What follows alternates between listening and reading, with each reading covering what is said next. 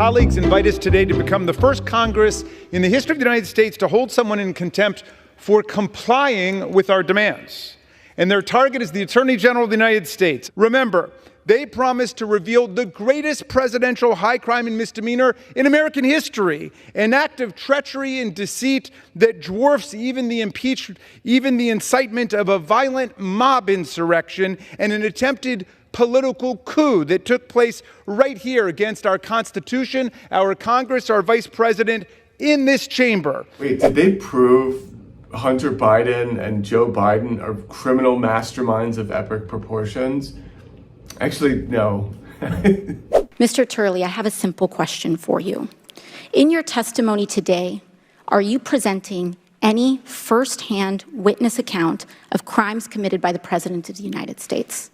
No, I'm not. No, you are not. Ms. O'Connor, you are the second Republican witness here today. Have you, in your testimony, presented any firsthand witness account of crimes committed by the President of the United States? I have not. Thank you. Republicans have fumbled this investigation so much that they can't even campaign on it, and they know they can't campaign on it. All they have to campaign on is immigrant fear and transphobia. Terrible, really. One thing. I want my Republican colleagues to give me one thing, one, that I can go campaign on and say we did. One. Anybody sitting in the complex, if you want to come down to the floor and come explain to me one material, meaningful, significant thing the Republican majority has done besides, well, I guess it's not as bad as the Democrats. And yet, when all their failures come back to bite them, who are they going to blame?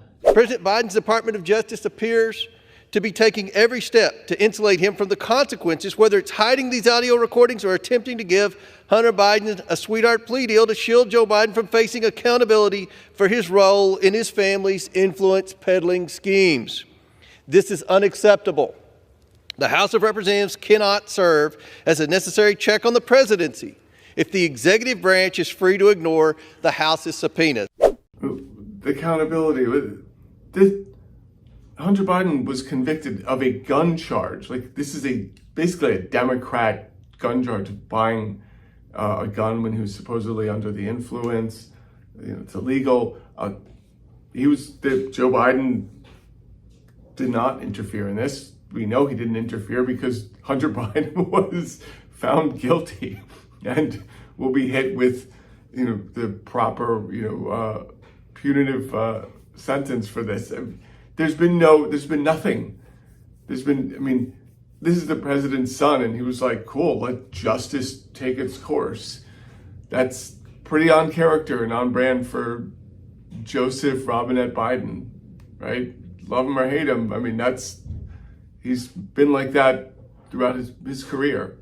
I would love to see the equivalent of this. I would love to see Don Jr. being brought up on similar gun charges and to watch the real-time meltdown. It's like they're after his children now. Can you imagine it? They're after his children. Imagine trying to jail any one of Trump's children. This is right. We just did it. That's what you imagined.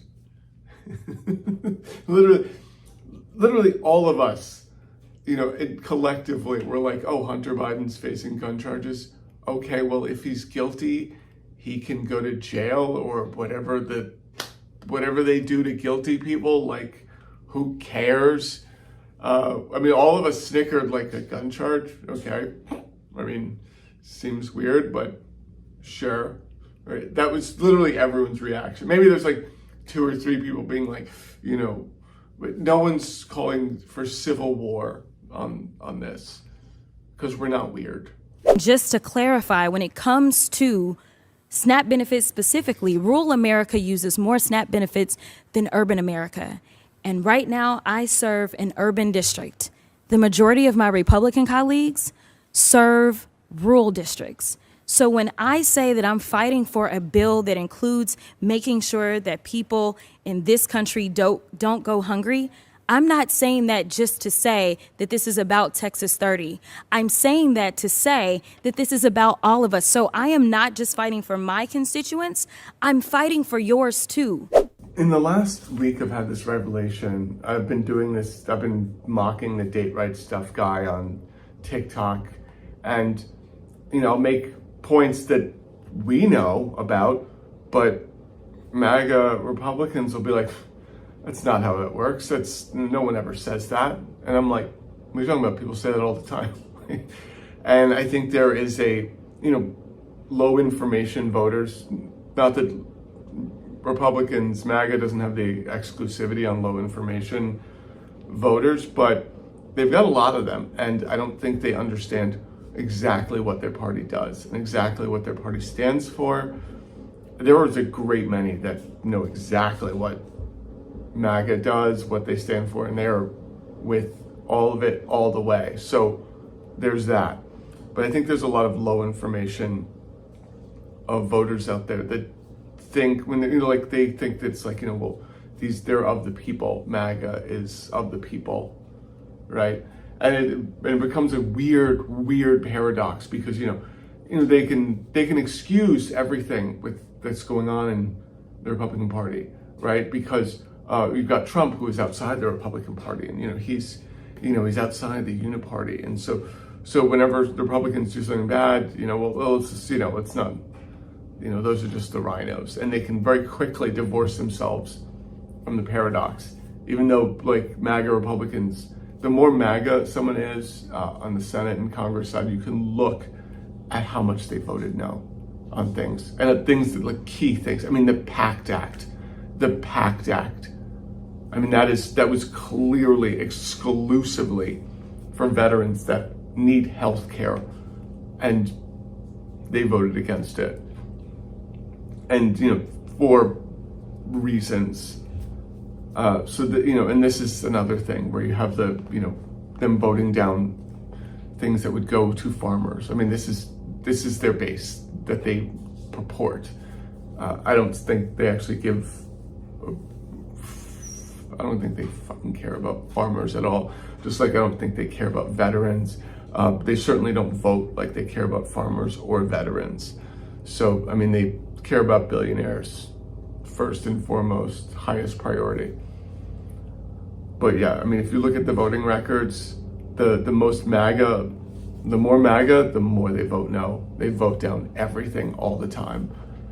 Like Jim Jordan, it's actually, if you look up his voting record, Jim Jordan votes no like staggering amount of times. Mr. Mr. Jordan, would you like me to yield to you, express your support for Mr. Gates' legislation I'm going to yield to Mr. Gates. No, I'm yielding to you, Mr. Jordan. Well, I'm going to listen to Mr. Gates' compelling arguments that I know will be coming, and then we will have a debate. Reclaiming my time, I'd be happy to yield to you for the purpose of I appreciate your willingness. Mr. Jordan, if you let me finish. I will. It would eliminate the Bureau immediately after enactment. Do you support that, Mr. Jordan? Yes or no? I've given my answer. Do you support it? I've given my answer. Yes or no, Mr. Jordan? I've given my answer, Mr. Schiff. Okay, I guess your answer is you don't support it, or you're afraid to say that you do. The last week, I've seen the Republicans get really, really desperate. When you see Elon Musk, he's not donating $45 million anymore. He's like, I'm not getting this back. And he's $45 million a month. Sorry. So, and then you see them ramping up illegals, immigration, and trans people, just like, woof, right? And they're just ramping it up. The illegals are coming in to vote. It's not true. It's patently false. There's no basis for it in reality. But it's, as usual, the Republicans can say something and repeat it again and again and again, and it just becomes true by virtue of just saying it so many times that it just is like, all right, sure. I mean, that is the two things, just immigrants and trans people. I mean, if there's another thing about, they get into debt, like there's, deficit hawks. So yeah, I think the last few weeks since Kamala started her campaign, the Republicans don't have clear talking points on this, right? They've had the Joe Biden playbook for so long. They're sort of going, and which is great because you see them get honest, like really honest. You know, like Kamala Harris is a DEI hire who hawk-tooted her way to the top. She's not even black. These are weird things to say. And I mean, I can understand one person saying that here and there, but to have that be a very unified message, that's weird. That's weird. Right? Like for that to be like a unified talking point of MAGA Republicans, that doesn't show good messaging. Even Trump, I will admit, he is the actual like legit all-time king of coming up with middle school nicknames for candidates. I mean, Pudding Fingers, Meatball Ron. I mean, just dude, like hands down, like GOAT on that. Like just the way he comes up with that, I'm like, you cannot even like go near that. And he like can't come up. The funny thing, the left comes up with better nicknames. They call her Kamala, right? And then I'm like, how do y'all not? But like the Kamala doesn't work for the Republican side, right? Kamala, they're like, and so, you know, I mean, if anything, they should just hire. I mean, they don't need to hire leftists to, you know, work for the Trump campaign because, you know, us on the left, basically, I don't know, we somehow do it for free every time we post and bash Kamala. I don't know, like we're like, no, Trump campaign, we don't take money. Weird. We're so much better at bashing her than they ever could be. I think that stems from awareness and, you know, also internalizing a ton of talking points and misinformation from the past several years and not being willing to give that up. But yeah, so yeah, it's been like the Twilight Zone these past few weeks where the Democrats are actually messaging well. I've never seen them message well. During Obama's, you know, when Obama was running, the first time when Obama was running, and a little bit the second time, he was like nice with it, with his messaging game, and they clapped back quickly. Haven't seen good messaging since then. It's been a long time. I'm not used to the Dems having proper messaging. So forgive me if I'm a little weirded out by all this.